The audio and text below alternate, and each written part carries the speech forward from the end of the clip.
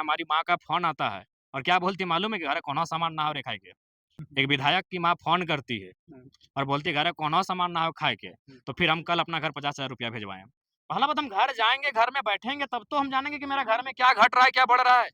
किसी की माता-बहन को लेकर अगर कोई शब्द कर रहा है तो कहीं न कहीं उनकी अपनी सुचिता को दर्शाता है, उनका अपना व्यक्तित्व को दर्शाता है कि वो किस व्यक्तित्व के व्यक्ति हैं।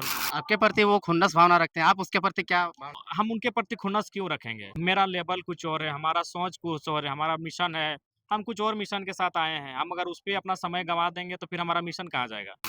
ये नावाडी ब्लॉक बोकारो जिला में आता है। हम वचन दे चुके हैं कि हम यहाँ ज़मीन नहीं खरीदेंगे, क्योंकि नेताओं की अमीरी ही जनता की गरीबी के कारण है। तो हमने ऐसा शब्द नहीं मेरे तेरे ये सब हुआ है, तेरे मेरे बेरे इतना हुआ है, लेकिन किसी का माँ-बहन का ये ये हद पार वाला मसला। डुमरे इस वक्त नवाड़ी ब्लॉक से निकल रहे हैं और क्या कुछ जनता को लेकर के समस्या सॉल्व कर रहे हैं, उन चीज़ों पर भी जानेंगे और जो राजनीतिक गतिविधि इन दिनों झारखंड में हो रहा है, उन पर भी बात करेंगे। किस प्रकार की समस्या सॉल्व कर रहे हैं ब्लॉक में? प्रखंड स्तर है, जो अंचल स्तर का है तो अंचल के सीओ महोदय थे, बीडीओ महोदय थे, दोनों साथ ही थे, हमारे साथ ही जनता दरबार में उपस्थित थे और उनका विभागीय जो विषय था, उनके माध्यम से समाधान किया गया, जो कुछ विषयों पर आश्वासन दिया गया, समय दिया गया और बाकी जो विषय थे, जो ब्लॉक अंचल से बाहर के थे, उनको टेलीफ़ोनिक माध्यम से, अपने पत्राचार के माध्यम से उन समस्याओं का निराकरण करने का प्रयास किया गया और सकारात्मक चीज़ें हुई। मांडर से लेके चास नगर निगम तक के लोग आपके यहाँ आ रहे हैं और वीडियो सीओ पर भी आरोप लगाते हुए नजर आ रहे थे। जी कहीं-कहीं है कि जो प्रशासनिक लोग हैं वह मनमाने तरीके से कार्य कर रहे हैं। तो ज़ाहिर-सी बात है जनप्रतिनिधियों का शिकायत रहेगा, जनता का शिकायत रहेगा, वो सारे विषय को भी बहुत गंभीरतापूर्वक संज्ञान में लिए हैं और उन पर भी एक्शन रहेगा। आपका विधानसभा में प्रशासनिक तो ठीक से काम कर रहा है, लेकिन बाकी विधानसभा क्षेत्र में क्या चल रहा है? सिस्टम सही से चल रहा है कि नहीं? देखिए वहाँ के विधायकों पे काफ़ी कुछ निर्भर करता है, सरकार की मंशा पे काफ़ी कुछ निर्भर करता है सिस्टम को ठीक-ठाक चलाने के लिए। अ, एक विधायक दूसरे विधायक पर टिप्पणी कर रहे हैं और अभद्र ऐसे टिप्पणी कर रहे हैं जिसको कि पब्लिकली नहीं बोला जा सकता है। क्या रिएक्शन देंगे आप? जी, हम भी सुने हैं, बहुत ही दुर्भाग्यपूर्ण है। राजनीति में द्वंद चलता रहता है, राजनीतिक विचारधारा में भिन्नता बनी रहती है, एक-दूसरे का आरोप-प्रत्यारोप, पक्ष-विपक्ष होता है, शिकवा-शिकायत भी होता है अम, कुछ ऐसे शब्दों का भी प्रयोग होता है जो राजनीतिक दृष्टिकोण से उचित हो सकता है, लेकिन किसी की माता-बहन को लेकर अगर कोई शब्द कर रहा है तो कहीं न कहीं उनकी अपनी सुचिता को दर्शाता है, उनका अपना व्यक्तित्व को दर्शाता है कि वो किस व्यक्तित्व के व्यक्ति हैं और उनका क्या व्यवहार रहा है। ये बहुत ही खेदजनक है। आपके क्रेडिबिलिटी पर भी सवाल उठाते हैं कि वो उनसे भी कभी-कभी ऐसा शब्द निकल जाता तो हो सकता है कि इस नहीं, तरह अब के हमने ऐसा शब्द नहीं मेरे तेरे ये सब हुआ है, तेरे मेरे बेरे इतना हुआ है, लेकिन किसी का माँ-बहन का ये ये हद पार वाला मसला है। आज तक हमने 3 साल तक अभी 3 साल हमने जब विधायक नहीं बना तो उससे पहले हमने आक्रोश में ही बात किया है, उतना आक्रोश के बाद भी हुँ। और झारखंड में तो सबसे ज़्यादा भाषण देने के बाद भी हमने शब्दों में नियंत्रण रखा है। बोले तो हमने जो कहा है वो मीडिया प्लेटफ़ॉर्म पर है। कैसे आप लोग आक्रोश आपके कार्यकर्ता लोग कह रहे थे कि पुतला दहन करेंगे जगह-जगह पे सभी विधानसभा क्षेत्र में। देखिए निस्संदेह हमारे समर्थकों की भावनाएँ हमारे साथ जुड़ी हैं और कहीं न कहीं ये बहुत ही मतलब माने कह नहीं सकते हैं जितना उन्होंने जो शब्द उन्होंने कहा है उसका भर्त्सना जितना भी करे वो कम होगा, वो कह नहीं सकते हैं। आपके प्रति वो खुन्नस भावना रखते हैं, आप उसके प्रति क्या भावना रखते देखिए हैं? हमने कभी हम उनके प्रति खुन्नस क्यों रखेंगे? मेरा लेवल कुछ और है, हमारा सोच कुछ और है, हमारा मिशन है, हम कुछ और मिशन के साथ आए हैं। हम अगर उस पे अपना समय गँवा देंगे तो फिर हमारा मिशन कहाँ जाएगा? हमने तो यहाँ तक मंचों में कई अवसर पर कहा है कि उनसे 2029 में हमारी आपका राजनीतिक मतभेद होगा जब चुनाव में सामने होंगे।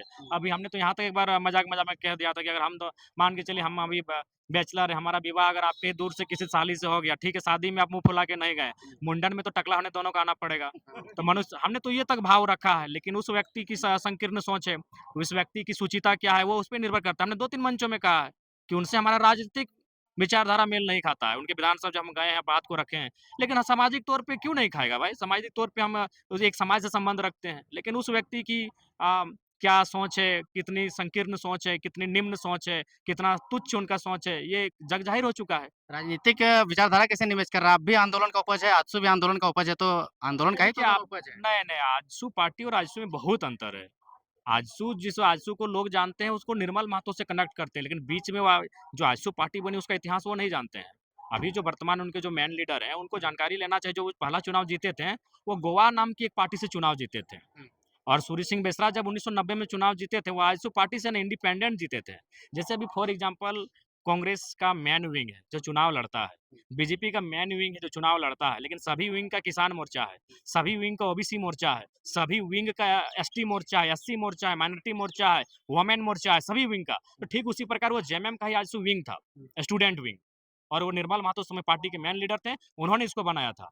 तो उसका जब चुनाव मेन विंग लड़ती है, यानी जेएमएम चुनाव लड़ती थी, आजसू नहीं। इसलिए आप 1990 के चुनाव को चेक कीजिएगा इंटरनेट में, अभी भी रिजल्ट पड़ा हुआ है। सूर्य सिंह बेसरा इंडिपेंडेंट लड़े थे, आजसू पार्टी से नहीं लड़े थे। इसका मतलब वो चुनाव लड़ने के लिए वो नहीं बनी थी। यानी जो चुनाव लड़ रही है, जाहिर सी बात वो फर्जी है।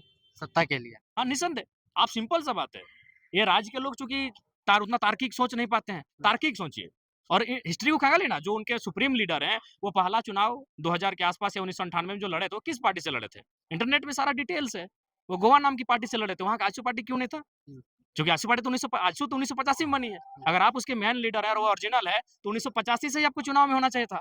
आप चुनाव गोवा पार्टी से लड़ते हैं, उसका नाम भविष्य में आजसू पार्टी करते हैं, तो ये हमको बताने की ज़रूरत नहीं है, और हमसे बेहतर वे लोग जानते हैं, जिन्होंने आजसू को सींचा है। जयराम को सबसे दुश्मनी है, जेएमएम से भी है, आजसू से भी है, बाकी से भी है। होगा ही। आप जिस जिस व्यवहार के साथ राजनीति करने आए हैं, उससे हर किसी को होगा। क्यों? राजनेता का मतलब क्या था? सुबह 4 बजे 3 बजे भोर उठ के जाना, उसके मतलब जिस प्रकार लोग मंदिर जाते थे, उस प्रकार विधायक के दरबार में जाते थे। हमने स्पष्ट कह दिया कि आराम से हम 8 बजे 9 बजे सूत के उठते हैं, आराम से 10 बजे खा पी के आइए।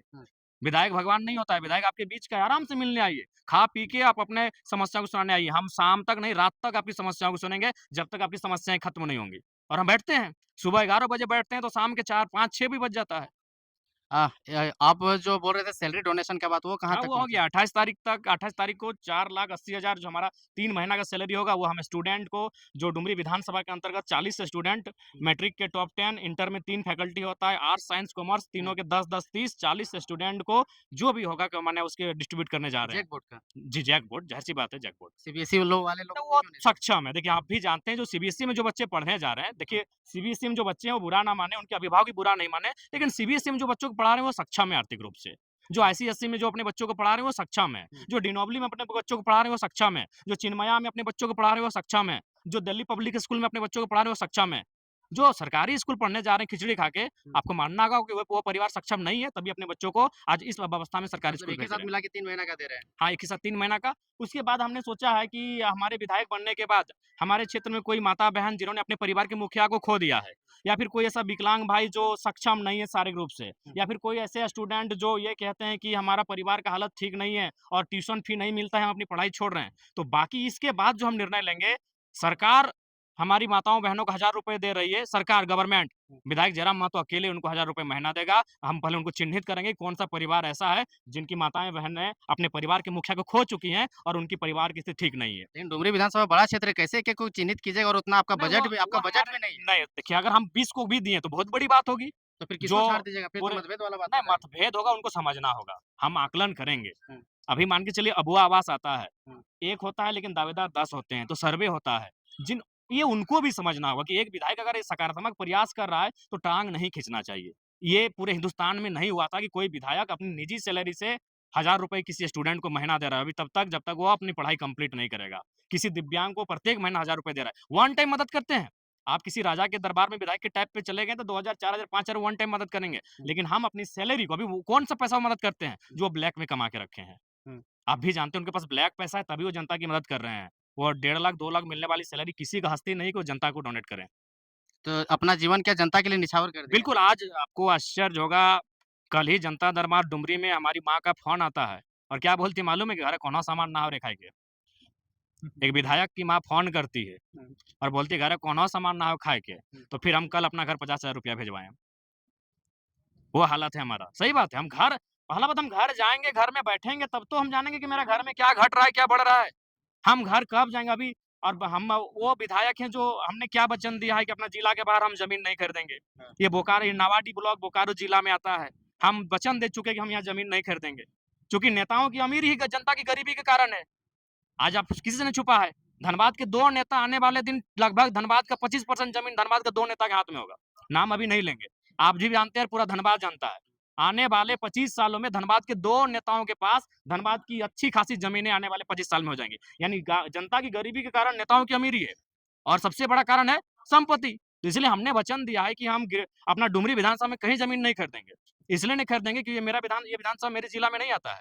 तो ज़ाहिर-सी बात है जब हम ये ज़मीन नहीं खरीदेंगे तो मेरा खुद का यहाँ घर ही नहीं होगा। अभी क्या रेंट में रह रहे हैं? हाँ, रेंट में नहीं रहे हैं, हमें चाहने वाले बहुत से लोग हैं, उनका एक घर बना है हुँ। और 3 भाई हैं, एक छोटा का शादी नहीं हुआ है तो बोला हमारा जो कमरा खाली है उसमें रहिए। उसका शादी होगा हम वहाँ से फिर शिफ्ट हो जाएँगे। माँ का तबीयत कैसा है? कमर-वमर नहीं, वगैरह? उनका दिल्ली में इलाज होगा 6 दिन बाद उनको दिल्ली भेज रहे हैं, तबीयत बहुत ज़्यादा खराब है।